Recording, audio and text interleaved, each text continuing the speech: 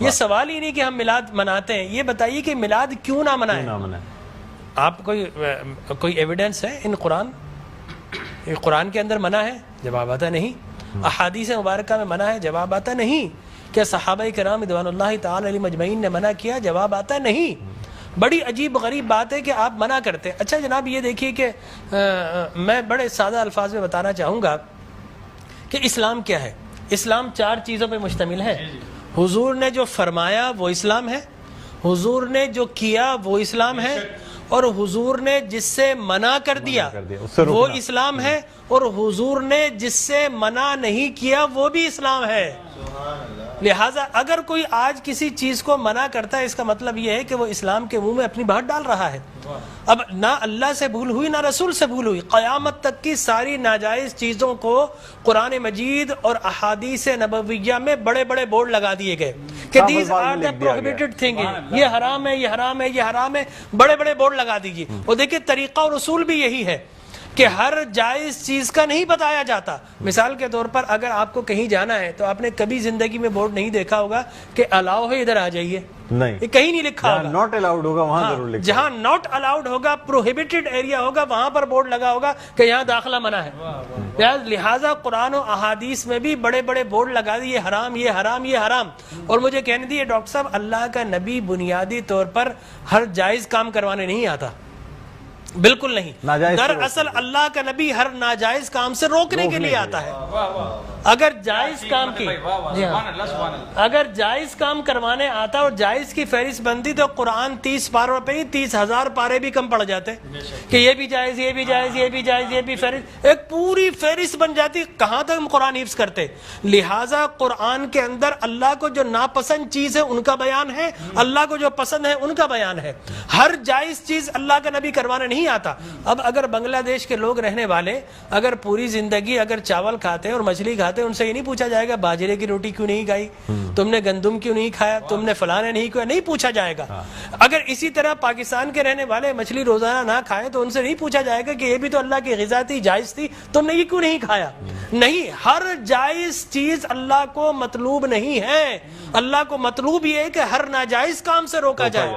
لہٰذا اللہ کے پیارے حبیب نے قیامت تک کی ساری ناجائز چیزوں سے منع کر دیا، نہ اللہ سے بھول ہوئی معاذ اللہ، نہ رسول سے بھول ہوئی، دین مکمل ہو گیا۔ اب اگر کوئی یہ کہتا ہے کہ یہ ناجائز، یہ بدعت، اس کا مطلب یہ ہے کہ کیا تجھ پر وحی نازل ہو گئی؟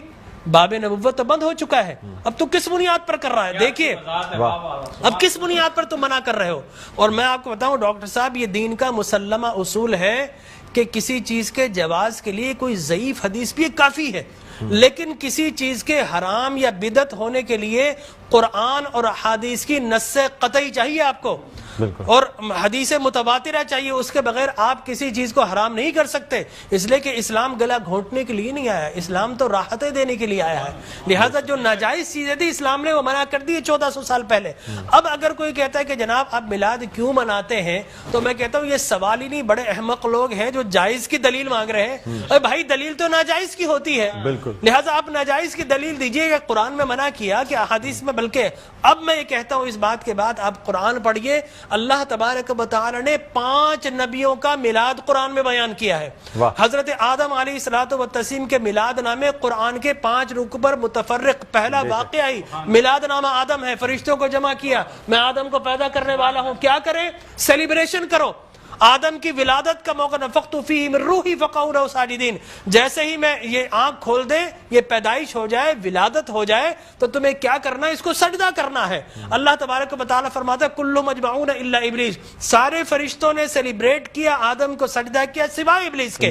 تو معلوم یہ ہوا کہ جس نے میلاد منایا اللہ نے اسے نورانی قرار دے دیا، اور جس نے انکار کیا اللہ نے اسے شیطانی قرار دے دیا۔ سبحان اللہ سبحان اللہ۔ لہٰذا اسی طرح میں 2 منٹ بس، اسی طریقے سے سورہ قصص میں حضرت موسیٰ علیہ الصلوۃ والتسلیم کی میلاد نامہ اللہ نے 28 ابتدائی آیات میں بیان کیا.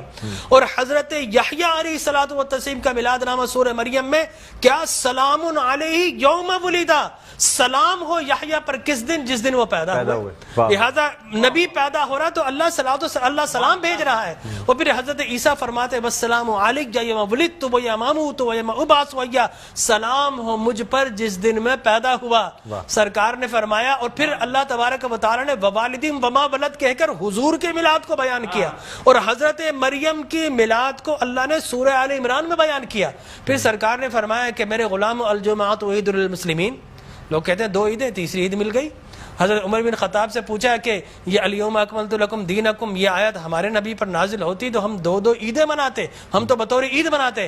حضرت عمر نے حضرت ابن عباس دونوں سے احادیث فرمایا میاں تم ایک عید کی بات کرتے ہو، ہماری تو 2 3 عیدیں تھی اس دن. وہ یوم عرفہ تھا مسلمانوں کی عید کے دن، وہ جمعۃ المبارک تھا مسلمانوں کی عید کے دن، وہ تکمیل دین کا دن تھا، وہ مسلمانوں کی عید کا دن ہے. لہٰذا یہاں پر تو پہلی، دوسری، تیسری، چوتھی، 5ویں نہ جانے کتنی عیدیں. اور صحیح مسلم کی حدیث مبارک رسول اللہ نے 5 عیدیں بیان فرما دی. ایام تشریق، یوم نحر، اس کو سرکار نے عید قرار دیا. لہٰذا معلوم یہ ہوا کہ سرکار دو عالم. اور پھر میں عرض کر رہا تھا کہ آدم پیدا ہوئے، فرمایا الجمعۃ عید للمسلمین، جمعہ مسلمانوں کی عید کا دن. فرمایا رسول اللہ کیوں؟ فرمایا فیہ خلق آدم، اس لیے کہ اس دن تمہارے باپ آدم پیدا ہوئے. معلوم ہو آدم پیدا ہو تو عید کا دن، اور جس دن فخر بنی آدم پیدا ہو ہزاروں عیدوں کا عید. یہ عید بھی ہے اور یقینی طور پر جشن بھی ہے. دیکھیے حضرت عیسیٰ ابن مریم علیہ الصلوۃ والتسلیم پیدا ہوتے نا، اللہ تبارک و تعالی حضرت مریم کے پاس پینے کے لیے کچھ نہیں تھا.